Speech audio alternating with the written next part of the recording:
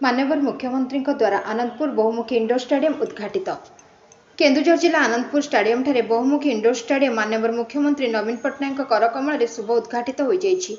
एथिरे 5टी अध्यक्ष और आम ओडिशा नवीन ओडिशार अध्यक्ष श्री वी के पांड्यान एवं राज्य सरकार क्रीड़ा और भिन्नक्षम सशक्तिकरण विभाग मंत्री उपस्थित रही 660 कोटी टंका मूल्यर क्रीड़ा भित्तिभूमिर शुभ उद्घाटन होता बेले राज्य में 48 इंडोर स्टेडियम 16 हॉकी प्रशिक्षण शिविर कटक टेबुल टेनिस एकाडेमी और राउरकेला जिम्नास्टिक एकाडेमी उद्घाटन होता बेले आनंदपुर ठारे सेहीपरि बहुमुखी इंडोर स्टेडियम 10 कोटी टंका विनिमय निर्मित होता स्टेडियम को आनंदपुर विधायक श्रीजुक्त भागीरथी सेठी और आनंदपुर पौराध्यक्ष रजनी राणी खटुआ उपाध्यक्ष दुर्गाचरण दलई काउंसिलर कृष्णचंद्र रणा मणिलता राम सुरेंद्र दास सनत कर समेत बहु मान्यजन व्यक्ति उपस्थित थिले।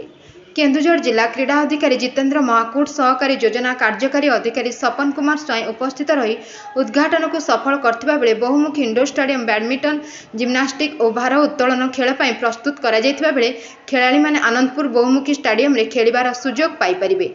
आज शुभ उद्घाटन में बहु संख्यार स्वयं सहायक गोष्ठी समेत बहु संख्यार जनसाधारण जोग देते।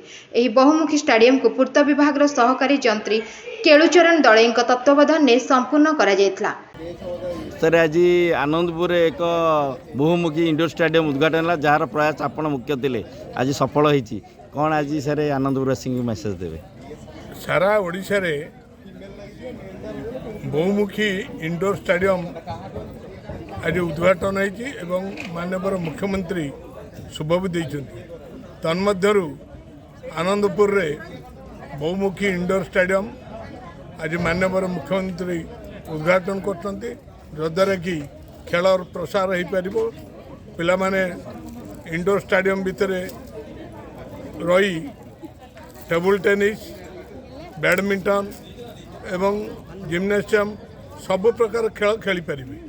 तेणु ये परिप्रेक्षी में आनंदपुर रे जो इंडोर स्टेडियम नथिला तेणु इंडोर स्टेडियम माननीय मुख्यमंत्री कर माननीय मुख्यमंत्री को आनंदपुरवासी तरफ धन्यवाद देवा संगे संगे कृतज्ञता ज्ञापन कर। आज आनंदपुर बहुमुखी इंडोर स्टेडियम उद्घाटन करागला आपण उद्घाटन उत्सव थे कौन आपण पौरवासी को मेसेज देवा चाहते?